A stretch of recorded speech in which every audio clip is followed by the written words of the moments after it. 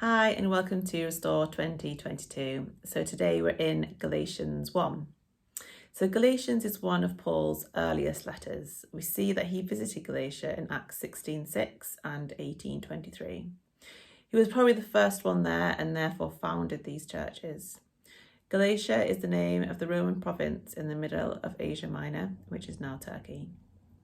The letter was written to address a huge crisis in the church. Paul is both combative and defensive and argues vigorously with great passion. The Galatians are being led to believe in a different gospel than the one Paul brought them, one which is no gospel at all. The overall theme in this letter is that believers do not have to become Jews or follow the Mosaic law in order to follow Christ. Paul tries to help the Galatians understand that to require these things is to deny the heart of the gospel, which is justification by faith alone, not obedience to the law. Christians are to live by the guidance of the Holy Spirit. A crisis has hit the church in Galatia. Within a remarkably short time since Paul left, the church has been visited by false teachers who are persuading the Gentiles to be circumcised. These Jewish false teachers have created a really nice, safe space for themselves where they can enjoy being leaders of this new, exciting sect, but at the same time, not only escaping persecution from the Jews, but actually pleasing them by what would have been seen as converting Gentiles to the Jewish faith. So Paul begins his letter in a very unusual way. He immediately states that he was not sent as an apostle by humans, but by Jesus Christ and God the Father. This opening emphasizes the authority of his apostleship and anticipates what he will say in verses 11 and 12. The opening of the letter continues to be unusual, and the Galatians would have quickly picked up on his upset tone.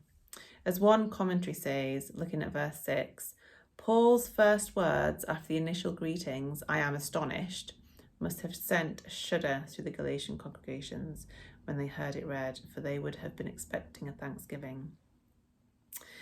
Paul emphasizes that he received the gospel directly from Christ himself, wanting to reassure the Galatians, as apparently the false teachers have raised the question whether Paul really deserves the title of apostle.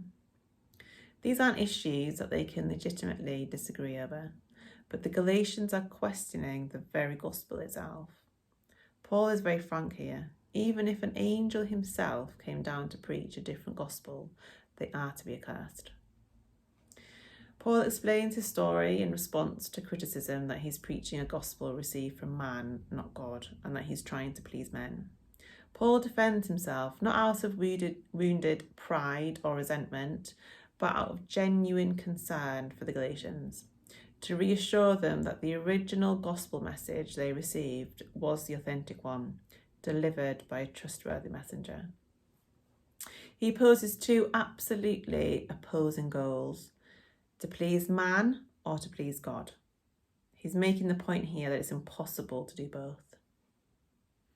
Although Paul distances himself from his former life in Judaism, he does not renounce his status as an Israelite, but he has broken with the life of seeking righteousness through the law. He emphasizes that it was God's initiative, that he called him and set him apart, not Paul's.